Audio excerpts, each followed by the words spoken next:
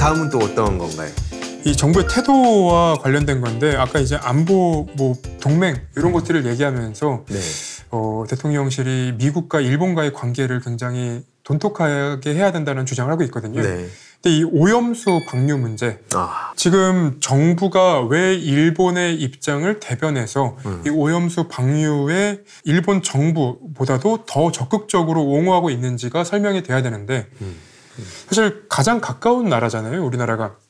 그리고 피해를 보는 것은 불보듯 뻔한 건데 여기서도 다른 종류의 이제 대답을 합니다. 우리의 피해는 어떡할 거냐 그랬더니 우리 바다까지는 몇 년 뒤에 온다.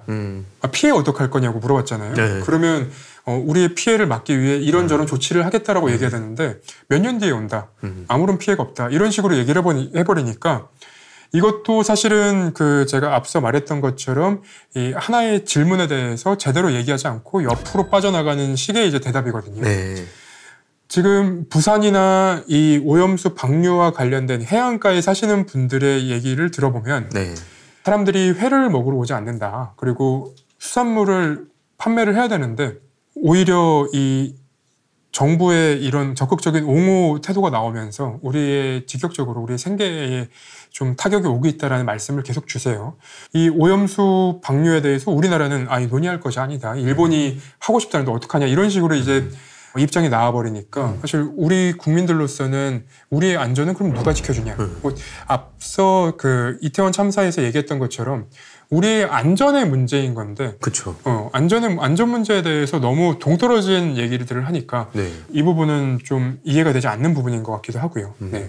그러니까 결국 지금 정부 여당이 대응을 보면 그냥 일본이 좋은데 우리가 어떻게 요거 하나 있고 네. 오히려 근데 그걸 가지고 일본에선 좋아하니까 일본 반응을 갖고 와가지고 마치 미래로 나아가는 것처럼 그리고 뭔가 이거에 대한 문제 제기하는 사람들은 전부 다 과거에 막 발목 잡혀 있는 것처럼 몰아가는데 당연히 우리도 현재 문제와 미래 문제를 중요하게 생각하고 네. 과거 문제를 그럼 제대로 책임을 지게 하고 사과 받고 그러자는 거 아닙니까 이게? 그렇습니다. 그리고 이 오염수 방류의 결정적인 근거로 쓰인 게 IAEA 보고서죠. 네. 근데 이 보고서에는 지금 오염수를 이제 정화시키는 알프스라는 기계에 검증이 없습니다.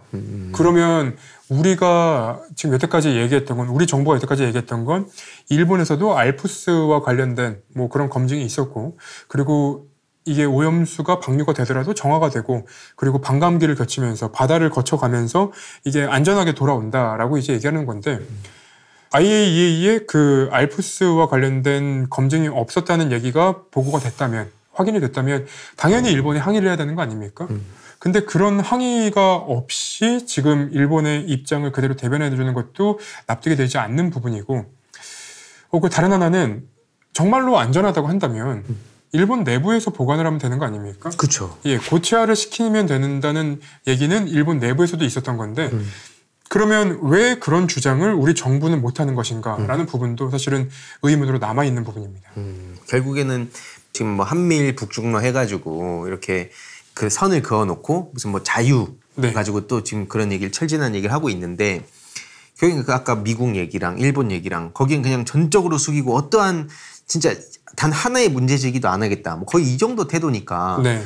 그러니까 물론 우리도 현실적인 걸 다 중요하다고 생각하면서도 이 외교라는 게 그러면 왜 존재하냐? 이게 정부가 왜 존재하냐? 외교는 왜 필요하냐? 이런 거랑 다 연결되는 거 아닙니까? 그렇습니다. 그런 거 하나도 입증을 못 하는 것 같아요. 우리 정부가 도청을 당할 때도 선의를 얘기했는데 국가 간의 외교에는 선의는 없습니다.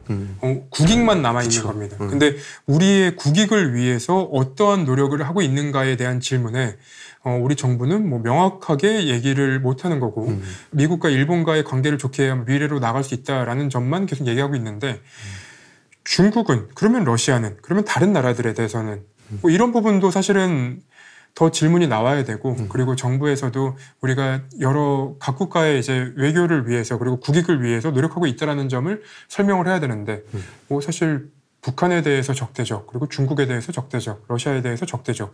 심지어 우크라이나 지원 같은 경우에는 굳이 우리나라에서 먼저 선제적으로 할 필요도 없는 거고, 그리고 선제적으로 러시아와의 관계를 더 나쁘게 만들 필요는 없는 건데, 그러니까 미국과 일본의 어떤 부담을 방패막이로서 우리가 다 흡수하고 있는 것 아닌가. 그런 비판이 나올 수밖에 없는 상황인 것 같습니다. 이게 진짜 화가 나는 건 그러면서도 미국이랑 중국 뭐 이렇게 보면 일본이랑 뭐 북한이나 그러니까 뒤에서는 네. 할 얘기들 하고 있잖아요. 그렇습니다. 근데 우리만 그냥 앞에서 우린 짱 이러고 있는데 네. 자기가 그렇게 형님이라 모시는 사람들은 뒤에서 딴짓하고 있어. 근데 우리만 지금 바보 되는 꼴 아닙니까 이대로. 혼자 바보 되면 상관없는데 그렇습니다. 잼버리도 그렇고 지금 한국에 대한 그 비호감도가 커져가고 있고 네. 뭐 한국이 어떻게 이럴 수 있냐 이런 얘기를 듣고 있는 게 그게 전 너무 화가 나더라고요. 그러니까 외교도 그리고 지금 국내 상황도 사고들도 사건들도 모두 정쟁화되고 있다 보니까 정책을 구상하고 그리고 이런 싱크탱크를 하는 역할을 했던 사람들이 설 자리가 없어지고 있다는 얘기도 나오고 있더라고요. 그래서 이 정부에서 하는 그러니까 선제적으로 뭘 하겠다라고 얘기가 안 나오는 이유는 이 정책이나 혹은 이 외교 간의 역학관계를 분석하고 보고해야 되는 사람들이 이 심기에 거슬리면 그 얘기를 못하는 상황들이 계속되고 있고 그러다 보니까 실력이 있는 통찰력이 있는 인사이트가 있는 사람들이 이 정치권을 떠나다 보니까 결국은 악순환이 반복되고 있다라는 내용들도 얘기가 나오더라고요. 이게 약간 총선이 다가왔구나 생각도 한 게 그 김영선 의원이었나요? 대책이다 해서 뭐라고 하나 보니까 그래서 똥물 마시고 있지 않습니까? 노량진 가가지고 이제 그게 네. 저도 막 수준 운운한 거 별로 안 좋아해요. 뭐 내 수준이 그렇게 높은 것도 아니고 우리 다 그렇지 않습니까? 근데 아무리 그래도 그거는 이게 같은 당 안에서도 엄청 욕했고 그렇죠. 뭐 하는 짓이냐고. 그러니까 이게 지금 그 대통령 눈에 들기 위해서 네. 그거에만 초점을 맞추니까 모든 게 다 논리적으로 보면 이상해 보이지만 그 대통령의 마음에만 들면 되는 모든 행동이다 보니까 그렇게 보면 사실 다 이해가 되더라고요. 그렇습니다.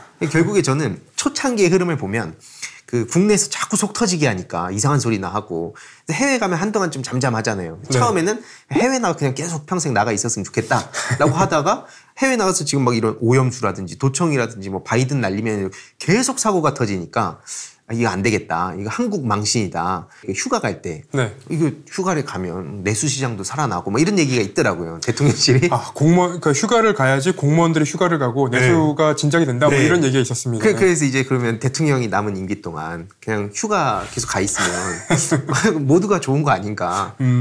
대통령실의 논리대로라면. 그렇죠. 내수 살아나고. 또 이상한 소리 자꾸 하고 다니니까. 그리고 그 아까 잼버리 얘기도 제가 몇 번 했는데 네. 잼버리에 대통령이 휴가 중에 참석한 거 아닙니까? 그러면 이 대통령이 참가한다는 것 자체만으로도 사실은 그때부터는 책임은 모두가 대통령한테 돌아가게 돼 있거든요. 그리고 대통령이 참가를 함으로써 이제 국가 프로토콜이 이제 돌아가는 거고 그리고 거기에 있었던 참가자들의 피해도 생길 수밖에 없었던 건데 굳이 왜 거기를 갔어야 되는가가 이제 첫 번째 의문이고 그리고 다른 하나가 뭐냐면 그래서 이 행사가 제대로 진행이 됐는지 안 됐는지 만약에 대통령이 그날 참석을 했다면 습지에 그 텐트들이 쳐져 있는 것도 봤을 거고 그리고 그 자리에서만 온열 질환자가 400명 정도가 나왔다는 거 아닙니까? 그러면 이 온열 질환자에 대해서 문제 해결을 하기 위해 대통령의 발언 하나만 있었어도 그리고 이 잼버리가 개영하기 직전까지도 대통령실 내부에 뭐 행정관이라던가 뭐 누군가 한 명이라도 이 상황만 지켜봤어도 이런 문제 안 벌어졌었거든요. 그 단적인 예로 대통령실에서 지원을 하라고 하고 그리고 이 비판이 최고쪽 뭐 외신에서도 막 때리기 시작하니까 대통령실 그리고 행안부 뭐 여러 이제 각 부처에서 지원을 하기 시작하니까 불과 그 비판이 나온 지 하루 이틀 만에 해결이 됐다는 거 지금 본인들이 얘기하고 있는 거 아닙니까? 8월 2일에 이 행사가 시작되기 전에 정부 여당의 고위 관계자들이 다 들렸다 갔어요. 만약에 그때부터라도 이 잼버리 온열 질환자들을 위한 예방 대책을 했었다면 이런 문제들이 발생하지 않을 수 있었던 건데 결국은 문제가 발생해야지만 그 책임 소재를 찾아가면서 책임을 면피를 하고 그리고 뭔가를 대책을 한 것처럼 보여주는 모습을 보면서 우리 정부가 지금 이 모든 사고 그리고 사건 그리고 이 국민들의 안전을 위해서 혹은 이제 국제적인 행사를 유치하기 위한 어떤 실력이 부족하구나라는 점이 계속 증명되고 있는 것 같아서 안타깝다라는 생각이 듭니다. 그러니까 이게 뭐 아까 오염수 얘기로 쭉 왔지만 결국에는 말씀하신 거대로 보면 저도 공감이 가는 게 이 검사 특히 막 검찰총장 막 이걸로 본인의 세계관이 그 확고하게 구축이 돼 있어서 그렇죠. 대통령이라는 게 이제 길게 내다보고 막 미래를 준비하고 옛날에 막 그래서 노무현 대통령께서는 진짜 길게 한참 먼 미래 대한민국의 구상을 막 그렸었는데 네. 지금 이 처리 방식을 보면 뭔가 사고가 생기면 그걸 이제 과거 문제를 이제 찾고 그중에 자기들 책임 회피할 수 있는 거 막 도려내고 뒤집어 씌울 수 있는 건 다 다른 당 뭐 이제 민주당 탓하고 이런 식으로 지금 해결하는 게 딱 그냥 검사스럽게 지금 일을 하고 있다는 거네요. 그리고 제가 이제 취재를 하다 보면은 그런 얘기들이 들어와요. 앞으로 올해 말까지도 계속 이런 비슷한 종류의 사건 사고들이 발생할 수밖에 없다. 왜 그러냐면 이 행사 하나하나 그리고 이런 사건 사고에 대해서 하나하나 파악해 나가면서 그 문제를 대통령에게 보고를 해야 되는 사람들이 지금 출마를 생각하고 있기 때문에 실제로 이런 문제들이 발생을 하는 그 상황에서도 이거를 처리할 어떤 관심 자체가 없는 것 같다라는 얘기들이 나오더라고요. 그래서 올해 말까지도 계속해서 문제가 발생할 수밖에 없다는 얘기가 나오는데 올해 11월에 부산 엑스포 투표가 있거든요. 근데 이 부산 엑스포 투표를 하기 위해서는 이 잼버리라던가 이 국제적인 행사를 유치할 실력이 있는지가 증명이 돼야 되는데 이 잼버리에 대해서 계속 전 정부 탓 그리고 사후 약방문식의 이제 그 뒷북 행정을 보여주는 건 결국은 이 부산 엑스포 유치 때문에 계속 전 정부 탓을 할 수밖에 없는 것 아닌가라는 생각이 들기도 하고 그래서 오히려 최고의 기회를 최악의 상황으로 만들었다라는 점도 좀 지적을 해야 될 것 같습니다. 결국 지금 이 정부의 대응 방식이 남 탓하고 대충 그냥 눈에 보이는 거 뭐 떡고물 던져주면 좋아하겠지 이렇게 생각하는 것 같은데 물론 거기에 반응하는 사람도 있겠지만 그렇지 않은 사람들도 훨씬 많다. 저는 요즘 그런 생각이 많이 듭니다. 그러니까 어릴 때 이제 저희가 그 문제지 같은 걸 풀면 엄마나 선생님한테 혼날까봐 숙제를 해야 되는 날까지 못했을 때 답안지 보고 답만 베낄 때가 있거든요. 아 경험담. 예. 답만 베낄 때가 있는데 그 답만 베꼈을 때 한두 번은 속일 수 있어요. 근데 답만 베끼는 그 상황이 반복이 되면 너 이거 풀이 과정 어디 갔어? 그렇게 얘기가 나올 수밖에 없거든요. 그러니까 이 풀이 과정에 대한 어떤 그 설명을 못하는 상황인 것 같아요. 그리고 내가 한 게 아니니까. 예, 그럼요. 이게 이제 남의 머리를 빌려서 하거나 아니면 이제 대충 그 시기에만 그냥 얼버무리고 넘어가는 그런 상황들이 반복이 되는 건데 이 정답만 보고 베끼거나 아니면 이제 이 풀이 과정 없이 뭐 암산을 할 수 있는 천재가 있다면 사실 해결이 되겠지만 지금 정부는 그런 게 아니잖아요. 그래서 이 행사가 진행되거나 이 사건 사고에 대해서 그리고 이 아까 이제 저희가 오염수 방류를 얘기하다가 여기까지 왔는데 실력을 기르고 그리고 이 총선이라는 제밥만 따지는 게 아니라 정부의 존재 이유는 국민들의 안전과 그리고 행복을 보장하기 위해서예요. 그러니까 우리 헌법에도 나와 있는 게 행복을 보장해야 된다는 얘기도 나와 있는데 그런 것을 할 수 있도록 꼭 실력을 좀 키웠으면 좋겠다라는 좀 얘기를 해야 될 것 같습니다. 좋습니다. 결국 지금 정부의 입장에서 보면 그런 국민들의 행복 추구권 이런 건 그냥 사치처럼 여기는데 그렇지 않다는 걸 지적해 주신 것 같고 그다음에 실력을 기르라. 그러니까 이것도 본인들도 좀 공부를 했으면 좋겠어요. 그러니까 예전에 그 당시 사람들이 공부하고 바라보던 일본도 아니고 한국도 아니다. 지금 많이 달라졌잖아요. 위상도 그렇고. 근데 여전히 그 과거에 얽매여 있는 건 본인들이다. 말로만 미래로 한다고 미래로 가는 게 아니다. 일단 이 정도로 요 사안을 정리를 하고 또 요것도 추가적인 내용이 있으면 공유 부탁드립니다. 그러면 이 다음으로는 또 어떤 소식? 진짜 오랜만에 들어보는 이름이실 텐데요. 원세훈 전 국정원장이 가석방이 됐습니다. 저는 사실 거의 365일 함께하는 사람입니다. 이따 뭐 얘기 또 하겠지만 이게 빠질 수 없는 사람이거든요. 예, 저희가 이분의 이제 가석방을 문제 삼는 이유는 뭐냐면요. 이 윤석열 대통령이 취임하고 나서 지난해 12월에 감형을 했습니다. 그러니까 지난해 다들 기억을 하시겠지만 김경수 경남도지사가 이제 가석방됐던 그 시기예요. 이 감형이 됐는데 감형에 이어서 댓글 공작, 사찰, 그리고 특수활동비 유용 등 죄질이 나쁜 그 상황에도 가석방까지 해주는 건 형기를 감형해서 기준을 맞춰놓고 그리고 가석방까지 해주는 그 상황을 보면서 야 이거는 이중특혜라고밖에 볼 수 없다. 근데 문제는 이렇게 형량을 낮춰놨는데도 불구하고 가석방 그 내부 기준에 못 미칩니다. 그렇게 했는데도. 그래서 이번에 사실 가석방이 되면 안 되는 그런 상황이었는데 고령의 나이까지도 이제 포함이 돼서 그러니까 할 수 있는 모든 걸 넣은 거구나. 쑤셔 넣어갖고. 와 진짜.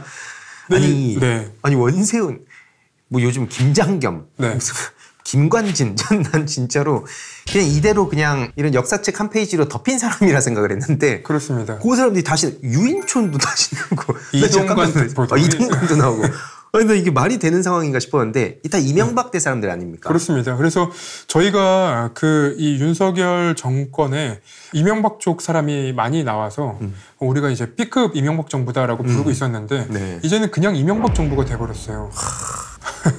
그러니까 본인들의 실력, 그러니까 당연히 이제 과거에 일했던 사람들 중에 능력 있는 사람들 데려다 쓴 건 그럴 수 있다 치는데 네. 죄다 그 뉴라이트계 인사들, 이명박 그렇습니다. 정부 때 있었던 사람들 전부 다 끌어오고 약간 그 빈자리 보이면 이제 또 검찰 출신도 좀 넣는 것 같고 네. 그게 다잖아요 실제로. 그렇습니다. 그래서 이 원세훈 전 원장의 이 가석방이 더 문제인 부분은 뭐냐면요. 2017년에서 18년에 수사를 했던 사람이 윤석열 대통령과 한동훈 장관입니다. 그래서 검사 윤석열과 검사 한동훈이 잡았던 사람, 이 죄를 처벌을 받게 해달라고 법원에 그렇게 요청을 했던 사람들이 이제 와서는 이게 그때는 정파적이었어. 이렇게 하면서 이제 풀어져 버리니까 그러면 본인들이 정파적으로 수사를 했다는 것을 인정한 게 돼버리는 거잖아요. 그러니까요. 예. 그러니까 자기가 지금 자기를 때리고 있는 거 아니에요, 사실. 그렇죠. 그 이동관 씨도 비슷하지 않습니까? 그렇습니다. 그 당시에 검찰 수사가 되게 문제가 있다. 네. 그리고 있는데 그때 그 중앙지검장이 윤석열 당시. 그렇죠. 그리고 한동훈 3차장이었죠. 그래서 이게 이제 저희가 취재를 하다 보니까 가석방은 한동훈 장관의 소관이긴 하지만 윤석열 대통령의 감형 사면이 있었고 그리고 원세훈 전 원장이 이명박 전 대통령의 이제 MB 측의 핵심 인사라는 점에서 대통령실과 조율 없이 하기는 좀 어려운 게 사실인데 윤석열 대통령과 그래서 이제 MB 측 간 사전 교감설도 돌고 있습니다. 그렇죠. 제가 어쩌다 이명박 제가 이명박 씨라 그랬다고. 네. 여기 채팅에도 네. 아무리 그래도 이놈아, 이사가 뭐 이러는데, 아니 뭐 전 대통령이라고 뭐 부르는 게 싫어서 그런 게 아니라, 그러니까 네. 실제로 이게 범죄를 세게 저지른 사람인데 그런 식으로 뭐 이렇게 하는 게 의견은 나뉠 수 있다 봐요. 근데 저는 이 사람이 그 국가에 그리고 국민들한테 끼친 엄청난 그 피해들이 네. 과연 전직 대통령으로서의 최소한의 예우를 받을 수 있는 사람인가? 아니 이게 단순히 뭐 댓글 뭐 공작이라고 했을 때도. 댓글 부대 좀 해가지고 정부 우호적인 댓글 좀 단 거 아니야? 이렇게 생각하는 사람들이 있는데 저는 이 노무현 대통령한테 저질렀던 짓들 네. 그것 때문에 지금 이렇게 여기까지 온 거거든요. 그렇습니다. 그 돌아가신 분한테도 그 심리전을 벌인 거 단순히 댓글 많이 단 게 아니라 최근에 그 이인규 씨도 그 비슷한 논리로 얘기한 게 이게 뭐 문재인 탓이다 뭐 이런 거. 그러니까 민주진영 좌파 탓이다 그렇게 몰아갔던 것도 다 그 사람들 작품이고 네. 여기저기 침투해가지고 갈라치기 하고 막 국민들 막 분열시키고 그리고 그런 씨앗을 뿌려놔가지고 지금 막 10년 지나가지고 계속 그 씨앗을 삼아가지고 사람들 피곤하게 만들고 을들의 전쟁을 부추기고 이런 짓을 했던 사람이고 그렇습니다. 이거 말고도 사실 막 사자방부터 해서 5만 가지 문제 다 있지 않습니까? 그렇습니다. 이 원세훈 전 원장의 그 범죄 혐의에서만 딱 국한시켜놓고 얘기를 더해보면 노무현 대통령의 부인 권양숙 여사에 대한 미행 그리고 박원순 전 서울시장 미행 그리고 노무현 전 대통령과 김대중 전 대통령의 풍문 확산 뭐 이런 것들을 국정원 자금으로 해서 갖고 좀 문제가 됐거든요. 네. 좀 뭐 박근혜 그 전 대통령에 대한 뭐 이 특수활동비 상납 뭐 이런 것들도 있었는데 결국은 14년 2개월을 살아야 되는데 그 중에 이제 개인 뇌물을 받은 비리도 있었고 그 뇌물을 받았던 비리를 빼고 나머지 13년에서 감형을 해줬던 것까지도 다 포함을 해서 이게 특혜도 이런 특혜가 없다. 그리고 이런 특혜를 대통령의 마음대로 이렇게 해도 되는 것인가라는 점도 좀 지적을 하고 넘어가야 될 것 같습니다. 그러니까 이 원세훈 씨가 했던 당시에 그 댓글 공작 그 사람들이 전 다 나온 게 무서웠던 게 네. 김관진 저도 네. 맨날 얘기하지만 김관진 뭐 원세훈 그 당시에 또 국방부랑 아무튼 막 검찰 경찰 등등 해가지고 당시 벌어졌던 일들이 이 뿌리를 찾다 보면은 이게 단순히 이게 저 같은 사람이 떠든다고 해결되는 문제가 아니다. 엄청나게 많은 사람들이 얽혀 있었는데 네. 이게 그냥 전부 다 세탁을 시켜준 거 아니에요 현 정부에서. 그렇습니다. 그래놓고 겉으로는 뭐 카르텔을 뭐 청산해야 되네 이런 얘기를 하니까 네. 제 입장에서는 저 사람들이 하는 말과 막상 그 자기네 식구들 챙기는 것과 너무 차이가 많이 나고 특히 지금 보면 이명박 정부랑 너무 비슷한 흐름들 그래서 노조 때리는 거 네. 막 북한 계속 자극하는 거 막 그러면서 뭐 폭력 시위 탓이다 이런 식으로 하면서 시위한 분들을 전부 다 과격한 걸로 몰아가고 그렇죠. 물론 그런 일부 그런 분들이 계신다 하더라도 모든 시위 자체를 부정하고 그 하는 짓이 똑같거든요. 그럼 이제 오프라인에서도 그런 일들이 계속 벌어지면 온라인에서 이명박 정부 때 어떤 일들이 벌어졌는가는 우리가 당연히 의심해 볼 수 있는 거 아니겠습니까? 당연하죠. 그 주범들을 네. 심지어 세탁시켜주고 밖으로 꺼내왔고 심지어 막 김관진 자료도 주고 막 이러고 있던데. 김태효 차장도 이명박 정부에 있던 사람이죠. 맞아요. 김태효. 예. 거기도 지난해에 이제 감형이 됐었죠. 그러니까요. 3일 됐었죠. 2개월 만에 그 막 봐주고. 그렇습니다. 아니 앞으로가 그래서 걱정인 게 네. 민주진영 내부에 자꾸 이렇게 폭탄을 던져서 이 안에서 서로 물고 뜨더라. 그 또 뭐 서민 약자들 또 물고 뜨더라. 계속 이것만 하거든요. 그 아까 오전에 이제 황희도 이사님이 보내주셨던 그 캡처가 있었는데 네. 거기 보면은 예전에 있었던 일이 또 반복되고 있는 거 아닙니까? 그러니까 맘카페 이런 데에 같은 제목과 같은 내용으로 글들이 수백 개가 이제 올라오고 있는 그런 상황인데 이거는 결국은 누군가가 이 여론전을 또 하고 있는 것 아닌가 의심할 수 있는 부분이 그렇긴 하죠. 이게 왜냐면 음모론 아니야? 너 너무 막 정파적으로 한 거 아니야?라고 생각하는 분이 계실 수 있는데 그 뭐 칼부림에 대한 어떤 두려움을 누군가 글을 쓸 수 있잖아요. 그렇죠. 뭐 한두 군데 쓸 수 있겠죠. 한 몇 군데. 근데 똑같은 내용과 똑같은 제목 똑같은 내용이 수십 개 여러 카페에 그게 그대로 복붙해서 돌아다니는 게 그쵸. 이게 어떻게 일반 민심이냐 이게 말이 안 되는 거 아닙니까? 근데 이런 일들이 늘 벌어져 왔음에도 불구하고 그 정도까지는 안 하겠지 라고 생각하는데 전 절대 그렇게 가볍게 봐서는 안 된다. 네. 지금도 그리고 비슷한 식으로 국민들의 눈을 속이려고 하고 있다. 이런 걸 경각심을 가져야 되는데 특히 당에서도 이거 매우 심각하게 받아들여야 된다 생각합니다. 네. 그럼 이제 그럼 나오면 이제 뭐 또 한 자리 하는 거 아닙니까? 유인총 같은 사람도 돌아오고. 아니 난 찍지마 그걸로 난 이상하네 진짜. 찍지마 했던 그분이 돌아온다니. 이 이명박 정부에서 일했던 분들의 과거 전력들을 보면 앞으로 어떤 일이 벌어질지를 예상을 할 수 있는 거죠. 뭐 이동관 특보 같은 경우에도 이제 자녀 학폭 논란은 학폭 논란대로 두고 그 사람이 과거에 어떤 일을 했었는지 우리가 살펴봐야 될 것 같은데 이동관 특보가 최근에 모 언론에 대해서 특정하지 않고 구체적으로 특정하지 않고 그런 얘기를 했잖아요. 뭐 공산당 기관지를 얘기를 했었는데 과거에 이 이동관 특보가 했던 행동들을 보면 그거는 이제 그 당시에 윤석열 서울중앙지검장과 그 휘하의 검사들이 수사했던 수사 기록들을 보면 이동관 특보가 있었던 그 당시 홍보수석실에서 방송 장악을 위한 어떤 플랜들을 가동을 했던 걸로 유추가 되는 그런 국정원 직원의 증언도 있었고 그리고 자료들도 나오고 있는데 문제는 이동관 특보가 그에 대한 반성이 없어요. 네. 그러니까 그때 언론을 장악했다면 제가 지금 이렇게 있겠습니까? 뭐 이렇게 얘기하고 있는데 그때 언론을 장악하려는 시도가 막아진 거지 안 했던 게 아니잖아요. 네. 근데 마치 그때의 수사에서 자기가 처벌을 받지 않은 게 면죄부인 것처럼 얘기를 하는데 그분이 했던 사례들을 살펴보면 뭐 총선 기간에 진보 쪽의 언론인들을 배제시키거나 아니면 뭐 인사를 이용해서 언론사를 장악해가는 그런 모습들을 보였었는데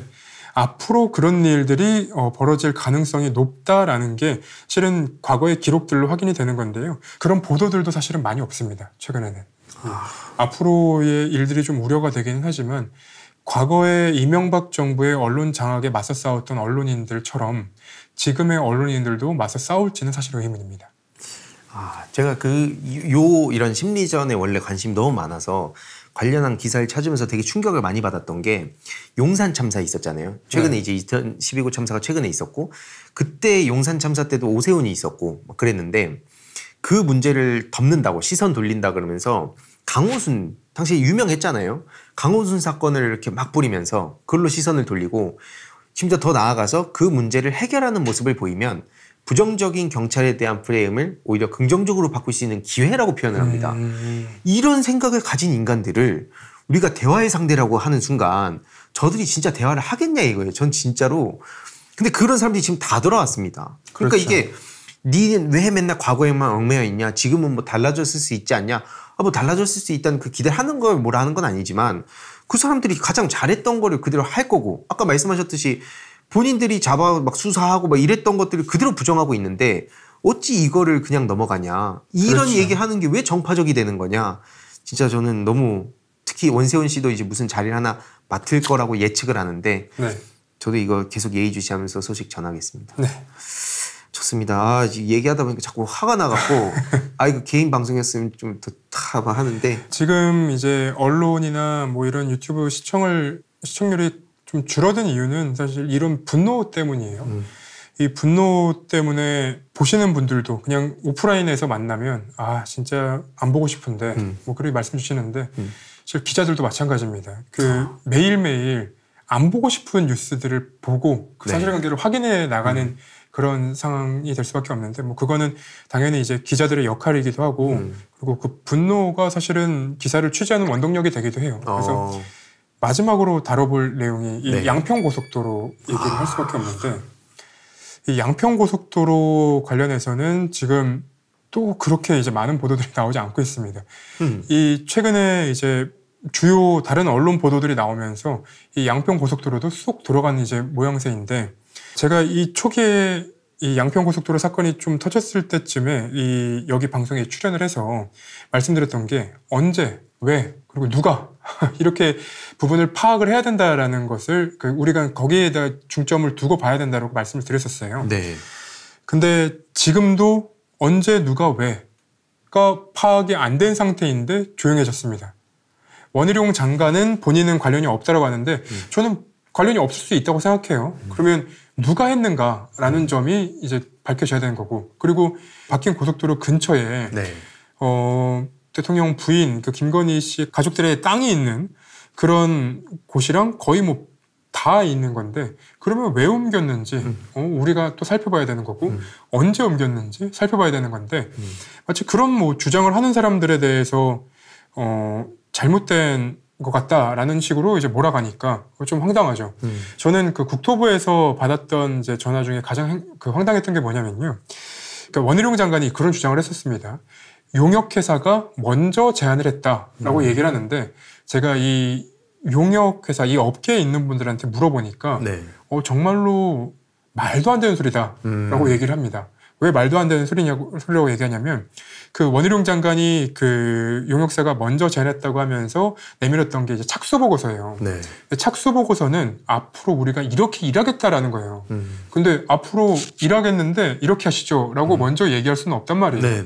그렇기 때문에 원희룡 장관의 이제 말이 틀렸다는 것을 저희가 기사를 썼는데 저희는 그 근거로 이런 용역회사가 이런 제안을 하기 위해서는 이 국토부의 방침에 맡겨야 된다. 그리고 방침에 맡기기 위해서는 이제 설계 용역 같은 경우에는 사전 승인도 받아야 되고 아니면 이제 바꿔야 되는 이유가 있어야 된다라는 점을 얘기했는데 국토부에서 전화가 옵니다.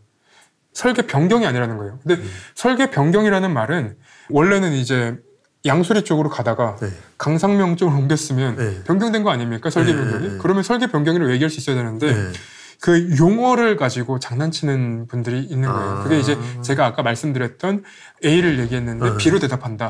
혹은 이제 B를 가지고 A를 때린다. 뭐 이런 식의 이제 것들인데 아직까지도 양평 고속도로에 대해서는 여전히 남아있는 부분이 있습니다. 최근에 김동연 지사가 얘기를 하면서 정부가 그리고 국토부가 얘기했던 것처럼 총 바뀌었던 몇십 건의 수십 건의 사례들 중에 이렇게 그 변경 지침이 바뀐 다음에 변경된 것은 없고 심지어 바뀐 것들 중에는 비용이 줄어들어서 그런 것들이 있는 거지 이 국토부의 주장은 사실이 아니다라는 지적도 해서 이 부분은 지금 이 김동연 지사의 발언으로 인해서 다시 이제 불꽃이 붙을 것 같다는 생각은 좀 듭니다. 일단 아직 꺼지진 않은 그렇죠. 근데 이게 사람이 근데 전 되게 신기한 게 그 공간으로도 막 기억이 되잖아요. 그렇죠. 그 어떤 키워드와 지난번에 여기에서 요만큼 자료 갖고 오셔갖고 소장님의 음성이 막 들리더라고요 지금. 저도 지금 안진걸 소장님이랑 같이 앉아 있는 그런 느낌인데 지금 또 어딘가에서 또 막 다니고 계시겠죠. 그렇죠. 이런 분들의 노력이 이 기자님과 또 안 소장님 막 이런 분들의 이런 진짜 발로 뛰는 노력이 당장은 막 그런 반응들이 있어요. 해봤자 뭐해. 쟤네 사과도 안 하고 또 뭐 민주당은 어쩌고 이렇게 가는데 결국 이런 게 계속 이렇게 하는 사람들을 보면서 희망을 얻는 사람도 되게 많거든요. 그런 면에서 저는 되게 기자님이 이렇게 발벗고 나서서 용감하게 또 할 말 하는 게 전 진짜 대단하고 이게 우리가 옛날에 생각하던 기자의 모습이었거든요. 네. 어느 순간 그냥 뭐 복사 붙여넣기만 하더라고요. 그 세상은 그 바뀌어요. 얼마 전에 이제 그 한 변호사님이 그 얘기를 해주시더라고요. 이 세상이 바뀌게 하는 것은 기자 한 명으로도 가능하다. 그러니까 마음 바뀌지 말고 꼭 해줬으면 좋겠다. 이렇게 좀 좋은 언론인으로 성장해줬으면 좋겠다 이렇게 얘기하는데 마음 바꾸고 싶다 했어요? 아, 그렇지 않습니다. 이렇게 프레임을 만드시면 네, 아무튼. 네. 근데 그게 이제 저뿐만 아니라 모든 다른 언론인들한테도 사실 같은 말을 하실 거예요. 그래서 좋은 언론인들이 많아질수록 그러니까 그 기자들이 불편할수록 사회는 편안해지고 기자들이 편할수록 사회가 불편해지는 그런 그 메커니즘이 있기 때문에 앞으로도 저는 열심히 할 거고 그리고 다른 분들도 열심히 하고 있기 때문에 뭐 세상은 더 나아지지 않을까라는 이제 생각도 좀 합니다. 되게 좋네요. 저도 되게 그렇게 보면서 느끼는 게 이거 뭐 한두 번 해가지고 세상이 확 제가 원하는 세상이 올 거라고 기대를 했다면 오히려 더 빨리 부러지겠다 싶은 경우가 있더라고요. 네. 그냥 나는 내 할 일 하고 적어도 한 2040, 50년쯤에 우리 다음 세대 친구들한테 최소한 부끄러운 삶을 살지 말자. 막 그런 생각으로 그냥 하는 거거든요. 근데 이제 가끔씩은 뭐 하다 보면 결과가 전혀 엉뚱한 데로 가기도 하고 중간에 저도 사실 봉사 가서도 한 2주 동안 이제 현타가 정말 많이 왔어요. 네. 근데 그냥 뭐 이 또한 그 안에서 배울 것도 많았고 뭐 이런 경험도 또 되게 중요한 것 같고 아무튼 그런 생각들이 많이 들어서 지금 아까 뭐 저희가 쭉 전체적으로 얘기한 게 이슈는 계속 터지고 정부의 대응은 맨날 똑같고 네. 이제 그냥 눈 감고도 어떻게 얘기할지 다 보이잖아요, 사실. 그렇죠. 그럼에도 불구하고 이런 게 뛰는 분들도 계시고 그 차곡차곡 포인트도 쌓여가고 있고 결국 이제 총선 국면이 되면 저는 이제 그 여당 내부에서도 뭐 이준석, 유승민 이런 정치인들뿐만 아니라 네. 다른 정치인들도 이제 막상 발등에 불 떨어지면 그때부터 이제 우리의 시간이 오지 않을까. 그때까지만 좀 참고 우리가 같이 좀 힘을 냈으면 좋겠다는 생각을 갖고 있거든요. 네, 지금 저희가 이제 5개의 이슈를 말씀을 드렸는데 네. 이 이슈가 머릿속에서 사라졌던 분들도 있으실 거예요. 근데 기자들이 당연히 이런 내용들은 머릿속에 담고 있고 취재하고 그리고 잘못된 것들은 황희도 이사님 말씀처럼 언젠가는 드러납니다. 그래서 이 언젠가 드러나는 시간까지도 저희가 뭐 열심히 취재하고 그리고 뭐 답답하더라도 이런 것들은 사실관계를 계속 밝혀나가야 되겠다라는 생각도 듭니다. 이거 보시는 분들, 우리 노무현재단 후원자분들도 네. 많으시고 이제 처음 이걸 보시는 분도 계실 텐데 그냥 하고 싶은 얘기 뭐 나눠서 해도 좋고 전체적으로 해도 좋고 네. 편하게 해주시기 바랍니다. 일단은 저희가 이제 메이저 언론사가 아니다 보니까 주요한 기사들이 나와도 많은 분들이 모르시는 경우들이 좀 있어요. 그래서 저희 뉴스버스 홈페이지나 그리고 뉴스버스 유튜브에서는 저희가 취재하는 과정 그리고 취재한 내용들을 또 방송도 하고 기사도 쓰고 있으니까요. 저희한테도 관심을 좀 가져주셨으면 좋겠고 그리고 앞으로도 이 많은 이슈들을 저희가 보도를 하면서 사실관계가 분명하게 보도를 해드리겠다라는 말씀도 드리고 싶습니다. 네. 저는 딴 거보다 뉴스버스 기사들을 보면 이게 희소성도 희소성인데 그 맨 하단에 이 반론을 꼭 이렇게 실어주시더라고요. 그 반론은 저희가 이제 언론 보도를 할 때도 상대방한테 반론을 요청하고 그분이 반론을 하시면 그 반론 있는 그대로 다 넣어드립니다. 왜 그러냐면 이 반론이라는 것도 저희의 생각대로 해석이 될 수 있기 때문에 저희의 생각과는 다른 분들이 기사를 보실 때 저희의 주장과 그리고 이 반론을 하는 그 상대방의 취재를 당하시는 분들의 주장이 어느 쪽이 이제 또 정당한지 어느 쪽이 또 설득력이 있는지는 보시는 분들이 판단을 하시도록 해드리기 위해서 저희 그렇게 나눠서 보도를 합니다. 네. 그러니까 그렇게 보니까 이게 이게 때로는 이해가 되는 측면도 사실 있을 때도 있고 그렇죠. 근데 이해가 된다 해서 그게 정당화되는 건 아니더라도 저런 생각이구나 이런 게 이해가 돼서 한눈에 볼 수 있기 때문에 네. 되게 좋다 그런 네. 생각이 들어서 한번 말씀드렸고 아무튼 아까 쭉 말씀 주셨던 것들 기자님이 또 이제 책임지고 해주신다고 네. 약속을 해주신 거죠? 그럼요. 책임지고 예 매일매일 이 기사들 생각하고 네. 황혜두 이사님의 그 강요처럼 열심히 해보겠습니다. 네. 좋습니다. 네. 나중에 또 이런 내용들 뿐만 아니라 지금 보면 계속 새로운 소식들이 터지는데 네. 그때도 한번 나와주셔서 정리하는 시간을 가졌으면 좋겠습니다. 네. 아무튼 다들 시청해 주셔서 감사드리고 너무 속 터지는 시기지만 그래도 또 여름 휴가 갈 분들 또 다녀오시고 우리의 또 일상도 중요하니까요. 네.